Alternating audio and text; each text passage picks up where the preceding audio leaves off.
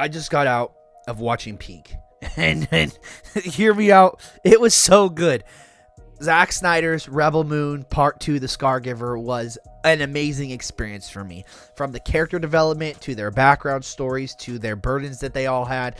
It was so amazing. With a villain in Atticus who was great, to, Korra, Gunner, Nemesis, Titus, all of them leading a charge to save a village from, the mother world. It was so good. So let's get into it real quick. The character developments are great. There's a scene where they're all sitting down and they're at a table, and essentially they are all building up to their burdens, So like Titus, he had probably the most horrible next to Korra. So Titus, he was a general in the army of the mother world, and essentially he said he wasn't going to fight anymore, and they captured him and they forced him to watch as they killed all his soldiers in front of him through the cannons of the motherworld ships. And he said, "Take my life for theirs." To which then they said, "Sorry, goodbye." And just in the fashion and the pain, we saw him with the pain on his face of his men just being obliterated. Korra, the Scargiver, she got brought in by her dad in the first movie, and essentially he adopted her, turned her into a ruthless machine, a killer for their homeworld. And essentially they're at a part in the film where they're with the king, the queen, and the little girl, the daughter, the princess, whatever you want to call her, and Korra's forced to kill her in front of her father, who then says, "She's a traitor, arrest her," and he lets her get away, and she is on the run. And the emotions. Okay. So my favorite character in this is Nemesis. And I might get a little emotional right here because it meant something to me. It was great. Zack Snyder really, really touched on this. So Nemesis was just a normal lady who lived in a fisherman village. And they were attacked by the mother world. And her daughter was killed, and she held her as she died in her hands, and their village was destroyed and overran by soldiers. And she went and she took the sacred gauntlets that enabled you to hold these molten blades. But in order to get these blades, you had to cut off your own arms. She cut off her arms and attached them to her arms to swear to kill every single one of them.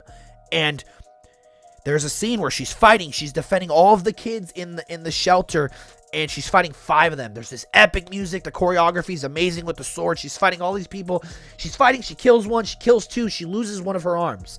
She starts fighting again, gets impaled, and it's crazy because she kills them all but 1.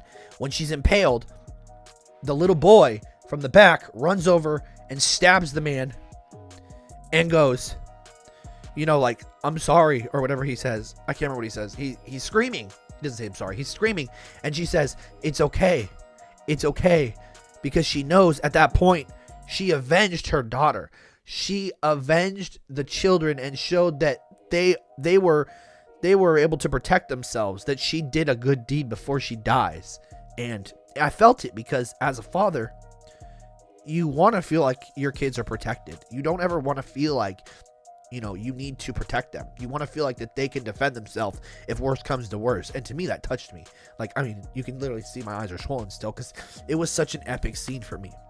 But anyways, being a wimp right now, don't worry about it. Anyways, you go on, you got Atticus, who is just a monster. Atticus is just killing all these guys left and right, and he really puts up a fight against Korra, and he obviously gets killed by lame Gunner. Warsu, to update you, he's dead. His head got cut off. He literally cut off his head. It said head clattering. I put on subtitles on everything I watch, just in case for details like that. But I love the whole simple things of them, like teaching the villagers how to fight, showing that there's no hopelessness in anybody, that everybody can help, everybody can fight, everybody can be worth something. I loved it.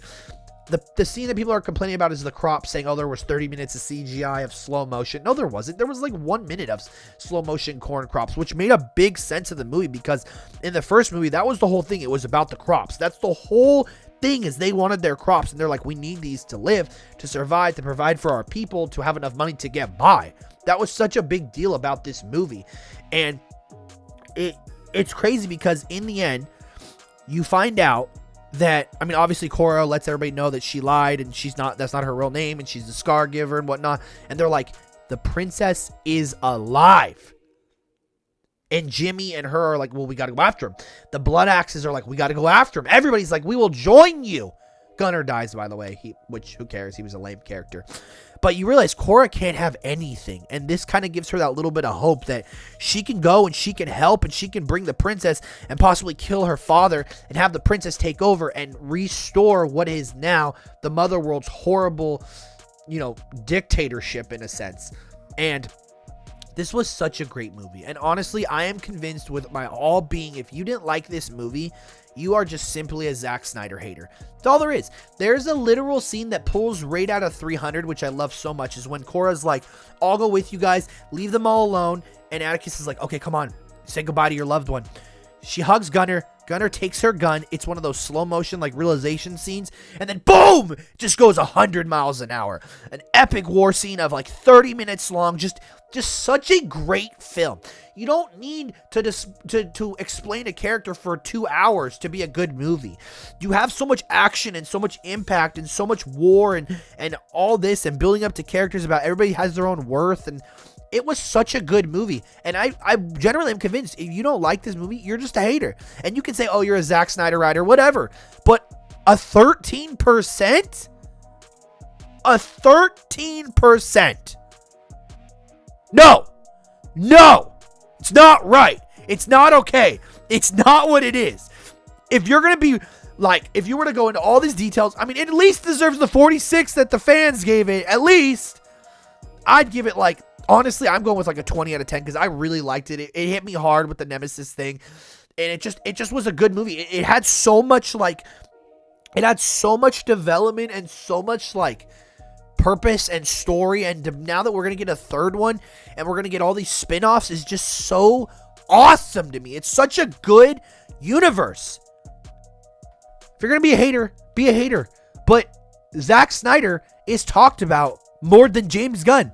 So your little DCU universe, I'm excited for them, but don't expect it to be what Snyder's verse is, where it was big, it had all this lore and development and whatnot. People are gonna be like, oh well, they changed the characters. No, you guys just don't like to have fun. Watch, quote me on it. James Gunn's Superman's not gonna be good. Have a great night. Watch Rebel Moon Part 2, The Scargiver. It's great. It's an amazing film, and I loved it. Have a great night.